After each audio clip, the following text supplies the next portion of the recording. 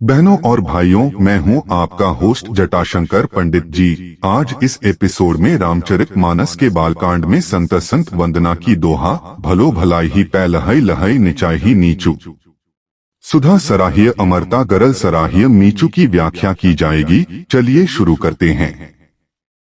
भलाई क्या है? भलाई एक ऐसा अवधारणा है जो व्यक्ति और समाज के कल्याण को दर्शाती है। यह केवल व्यक्तिगत सुख या संतोष का प्रतीक नहीं है, बल्कि यह उन मानवीय मूल्यों और आचारों को भी समाहित करती है जो एक व्यक्ति को दूसरों के प्रति दयालु और सहानुभूतिपूर्ण बनाते हैं। भलाई की परिभाषा में आदर्श व्यवहार, नैतिकता और सामाजिक जिम्मेदारियों का ध्यान रखा जाता है। इसका अर्थ केवल भौतिक या आर्थिक सफलता तक सीमित नहीं है, बल्कि इसका गहरा संबंध मानवीय अनुभव और सामाजिक समरसता से है। भलाई के गुणों में करुणा, दया, निस्वार्थता और सहानुभूति शामिल हैं। जब कोई व्यक्ति भलाई का पालन करता है, तो वह न केवल अपने व्यक्तित्व को विकसित करता है, बल्कि समाज में एक सकारात्मक परिवर्तन भी लाता है। भलाई के क्रियाकलाप जैसे कि समाज सेवा, परोपकार और दूसरों की सहायता करने से न केवल उन व्यक्तियों का जीवन बेहतर होता है, बल्कि यह पूरे समुदाय की सामूहिक भलाई को प्रदर्शित करता है। भलाई का पालन करने के लिए व्यक्ति को अपने दैनिक जीवन में छोटे छोटे कदम उठाने चाहिए, जैसे दूसरों की मदद करना, सुनना और समझना, और आपसी सम्मान को बढ़ावा देना। इसके अलावा शिक्षा और जानकारी का प्रसार भी एक महत्वपूर्ण साधन है जो भलाई के मूल्य को बढ़ावा देता है। जब समाज के लोग भलाई के सिद्धांतों को अपनाते हैं, तो यह सकारात्मक प्रभाव उत्पन्न करता है, जैसे कि सहयोग, मित्रता और प्यार में वृद्धि, जो कि समग्र मानवता के विकास के लिए अत्यंत आवश्यक है। नीचता का परिचय और प्रभाव। नीचता, जिसे अंग्रेजी में विकेडनेस कहा जाता है, एक ऐसी स्थिति है जिसमें व्यक्ति या समूह अपनी स्वार्थी इच्छाओं के लिए नकारात्मक क्रियाओं का सहारा लेते हैं। यह न केवल व्यक्तिगत स्तर पर बल्कि सामाजिक स्तर पर भी प्रभाव डाल सकती है। नीचता के अंतर्गत आते हैं झूठ बोलना, धोखा देना या किसी और को जानबूझकर आहत करना। ऐसे कार्य समाज में अविश्वास और असुरक्षा की भावना को बढ़ावा देते हैं। व्यक्तिगत जीवन में नीचता के प्रभाव कई प्रकार से दिखाई देते हैं। जब कोई व्यक्ति नीचता का मार्ग अपनाता है, तो उसके संबंधों में दरार आ सकती है। मित्रता, पारिवारिक बंधन और पेशेवर संबंध सभी इस नकारात्मकता से प्रभावित होते हैं। इसके परिणामस्वरूप व्यक्ति का मानसिक स्वास्थ्य भी प्रभावित हो सकता है, जिसके कारण अवसाद और चिंता जैसी समस्याएं उत्पन्न हो सकती हैं। यह न केवल एक अकेले व्यक्ति के लिए बल्कि संपूर्ण सामाजिक ढांचे के लिए भी हानिकारक है। समाज में नीचता का प्रभाव व्यापक स्तर पर होता है। समाज में जब नीचता फैली होती है, तो यह वैमनस्य और टकराव का कारण बनती है। इससे सामूहिक एकता में कमी आती है और एक दुखद चक्र का निर्माण होता है। इसका मुकाबला करने के लिए हमें स्वनियमन, नैतिक शिक्षा और सहिष्णुता को बढ़ावा देना चाहिए। समाज में सकारात्मकता के उदाहरण प्रस्तुत करके हम नीचता को चुनौती दे सकते हैं और एक स्थिर और उदार वातावरण बना सकते हैं। नीचता से बचने के उपायों में आत्मनियंत्रण और ईमानदारी पर जोर देना आवश्यक है। हमें यह सोचने की आवश्यकता है कि हमारे कार्यों का सामाजिक परिणाम क्या होगा।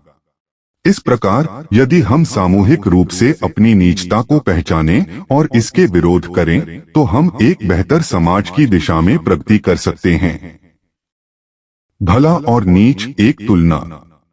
भलाई और नीचता के बीच का अंतर समझने के लिए यह महत्वपूर्ण है कि हम दोनों अवधारणाओं के मूल तत्वों पर ध्यान दें। भलाई, जिसे सकारात्मक कार्यों और नैतिकता से जोड़ा जाता है, वह समाज और व्यक्तियों पर सकारात्मक प्रभाव डालती है। इसका सामान्य अर्थ है दूसरों की भलाई के लिए कार्य करना, जैसे कि सहायता करना, समर्थन देना और करुणा दिखाना। इसके विपरीत नीचता व्यक्ति के स्वार्थी कार्यों को संदर्भित करती है, जो आमतौर पर दूसरों को हानि पहुंचाते हैं या नैतिकता का उल्लंघन करते हैं। यह अव्यवस्था, धोखा और अन्याय का परिणाम हो सकती है। वास्तविक जीवन के उदाहरणों से इन दोनों अवधारणाओं का तुलनात्मक विश्लेषण करना सहायक हो सकता है। उदाहरण के लिए, एक व्यक्ति जो जरूरतमंदों के लिए खाद्य सामग्री दान करता है, वह भलाई का कार्य कर रहा है। इस प्रकार का कार्य न केवल उन लोगों की मदद करता है जिनकी वह आवश्यकता है, बल्कि यह समाज में सकारात्मकता और सहयोग की भावना को बढ़ावा देता है। इसके विपरीत, एक व्यक्ति जो दूसरों को धोखा देकर अपने स्वार्थ के लिए धन जुटाता है, वह नीचता का प्रमाण है। ऐसे कार्य समाज में अविश्वास और संघर्ष पैदा करते हैं, जिससे नकारात्मक वातावरण का निर्माण होता है। भलाई और नीचता का यह द्वंद्व व्यक्तिगत और सामाजिक जीवन में महत्वपूर्ण है। भलाइयों की उपस्थिति से लोग मानसिक रूप से स्वस्थ और सामंजस्यपूर्ण महसूस करते हैं, जबकि नीचता का प्रभाव चाहे व्यक्तिगत स्तर पर हो या सामूहिक, यह तनाव और चिंता को जन्म देता है। इसलिए भलाई का चयन करना न केवल व्यक्तिगत लाभ के लिए आवश्यक है, बल्कि एक स्वस्थ समाज के निर्माण में भी प्राथमिकता होनी चाहिए। आत्ममूल्यांकन और विकास। भलाई और नीचता के बीच अंतर को समझने और उचित जीवन पद्धति अपनाने के लिए आत्ममूल्यांकन की प्रक्रिया अत्यंत महत्वपूर्ण है। आत्ममूल्यांकन न केवल हमारे आचार विचार और कार्यों का समुचित विश्लेषण करने में सहायक होता है, बल्कि यह हमारे व्यक्तिगत विकास की दिशा में भी एक ठोस कदम है। सकारात्मक सोच की शुरुआत करते हुए हमें अपनी मानसिकता को बदलने की आवश्यकता है। सकारात्मक विचारों को अपनाकर और नकारात्मक विचारों से दूर रहकर हम कई चुनौतियों का सामना कर सकते हैं। इसके अलावा नैतिकता की पहचान भी आत्ममूल्यांकन का एक अनिवार्य हिस्सा है। यह आवश्यक है कि हम अपने सिद्धांतों को समझें और उन पर कायम रहें। जब हम अपनी नैतिक सीमाओं की पहचान करते हैं, तो हम उच्च मानक स्थापित कर सकते हैं। अपने आप को भलाई की दिशा में अग्रसर करने के लिए हमें उन अनुभवों को खोजने की आवश्यकता है जो सकारात्मकता और सहानुभूति को प्रोत्साहित करते हैं। व्यक्तिगत विकास के लिए कुछ चरण होते हैं जिन्हें अपनाने की आवश्यकता है। पहला चरण अपने भीतर की विचारधारा को पहचानना है, यह जानना कि कौन सी चीजें हमें प्रेरित करती हैं और कौन सी बाधाएं हमें पीछे खींचती हैं। दूसरा चरण दूसरों के प्रति सकारात्मक दृष्टिकोण अपनाना है, जिससे हम समाज में भलाई का संचार कर सकें। तीसरा और अंतिम चरण है अपने ज्ञान का विस्तार करना, क्योंकि यह स्वस्थ बहसें और संवाद तैयार करता है और हमें हमारे मूल्यों के प्रति चौकस बनाए रखता है। इन सभी कदमों को अपनाकर हम भलाई के मार्ग पर चल सकते हैं और नीचता से दूर रहकर एक संगठित प्रगतिशील जीवन जी सकते हैं।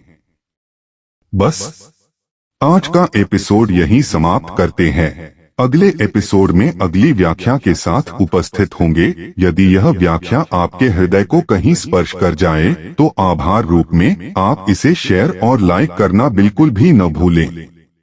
इस भगवत कार्य को जन जन तक पहुंचाने में हमारा सहयोग करें। धन्यवाद। इसी आशा के साथ आपसे विदा लेता हूं। जय जय सीताराम।